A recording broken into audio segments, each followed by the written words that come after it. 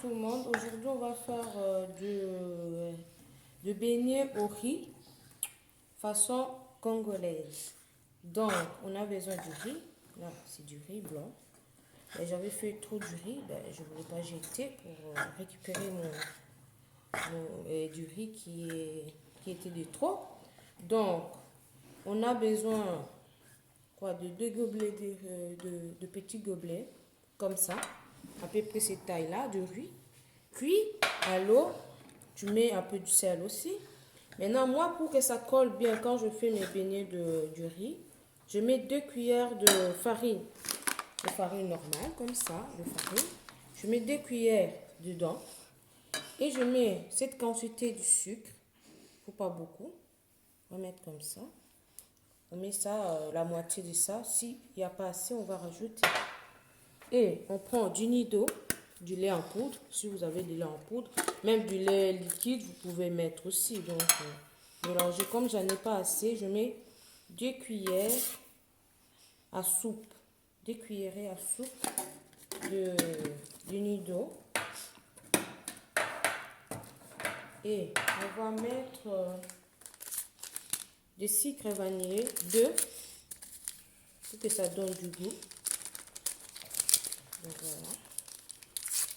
On va pas mettre trop de sucre pour éviter un peu du sucre. Donc je vais mettre des zestes de citron, je vais aller chercher.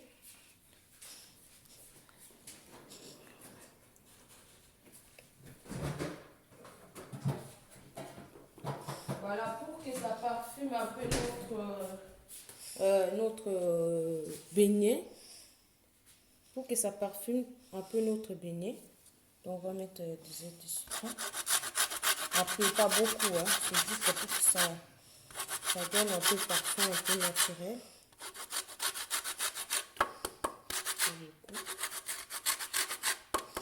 Ça, c'est ça. Et je vais tout mélanger. Vous voyez bien, c'est un peu sec. Donc, comme c'est pas un peu sec, je vais rajouter un peu du lait.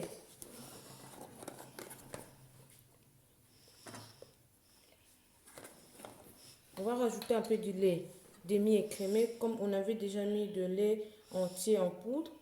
Pour ne pas que ça soit trop gras, je mets 2 cuillerées, 2 grosses cuillerées comme ça, pour bien mélanger ma pâte. Voilà. C'est facile à faire pour les enfants, comme on est en confinement là.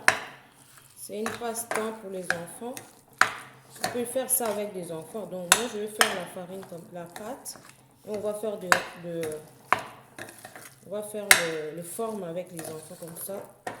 Ça fait passer le temps. Comme on est à la maison. Il faut mettre un peu la farine. Hein. Ça aide à être un peu. Ça va aider à coller. Bien coller du riz. Donc voilà.